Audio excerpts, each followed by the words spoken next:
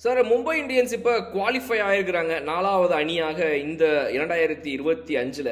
So ஒரு Chennai super Kings கிடையாது இந்த சீசனுடைய பிளே ஆஃப்ஸில் ஒரு மிகப்பெரிய முக்கியமான டீமு. டிஃபெண்டிங் சாம்பியன்ஸ் கேகேஆர் கிடையாது. ஃபைனல்ஸில் உள்ளே போயிருந்த போன வருஷத்துக்குடைய ரன்னர் அப் ஆகிய எஸ்ஆர்ஹெச் கிடையாது. இந்த மாதிரி டீம்ஸ்லாம் இல்லாதப்ப மும்பை போன்ற ஒரு அணியாவது அட்லீஸ்ட் இருக்கணும்னு எல்லாரும் நினைச்சாங்க. அந்த மாதிரி வந்து மும்பை குவாலிஃபை ஆயிடுச்சு. இப்போ வந்து பிளே ஆஃப்ஸ் இன்னும் கொஞ்சம் ரொம்ப டபுள் இன்ட்ரெஸ்டிங் ஆயிருக்கும். பிகாஸ் மும்பை மேல ஒரு டீம் இருக்கிறதுனால இல்லையா? ஆமா, உங்களுக்கு ஐ ஹோப் யூ ரிமெம்பர் நம்மளோட ஓப்பனிங் எபிசோட்ல கர்டன் ரைசர்ல மும்பை டீமை பார்த்தாலே பயமா இருக்குன்னு சொல்ல தெரியுமா? ஆக்சுவலா அவங்களுக்கு அது ஒண்ணு சார். இன்னொன்னு சொன்னீங்க. அதாவது வந்து இப்ப இந்த கீழ இருக்கிற ஏதோ ஒரு டீம் ஆமா, எல்லாரையும் அடிச்சு பொளந்துன்னு ஒரு டீம் உள்ள வரப்போகுது ஆமா, அப்படின்னு ஒரு விஷயம் சொன்னீங்க. ஆமா. அது சிஎஸ்கேயும் பண்ணிருக்கு, மும்பையும் பண்ணிருக்கு. No wonder they hold the cup 10 times. They held the cup 10 times இது வரைக்கும் டோட்டலி.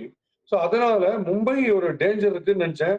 அவங்க கரெக்டா வந்துட்டாங்க. பட் இது நீங்க சொன்ன மாதிரி கிளியர் கட்டா 7-8 மேட்சுக்கு முன்னாடி ஒரு ஆல்மோஸ்ட் 10 மேட்சத்துக்கு முன்னாடி இந்த டாப் 4 என்னன்னு தெரிஞ்சதுனால மீதி மேட்ச்லாம் கொஞ்சம் காமெடியா இருக்கும்.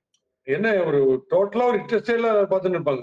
அத வந்து எப்படி கிரௌட் வருது, அத எப்படி இன்ட்ரெஸ்டா பார்க்க போறாங்கன்ற ஒரு ஆச்சரியம். ஏன்னா, இது எப்படின்னா நம்ம பேஷண்ட் கொமா வந்து பேஷண்ட் அவுட் சார்.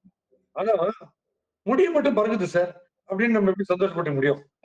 காத்துல அவர் அவுட் சார், ஆல் அவுட்.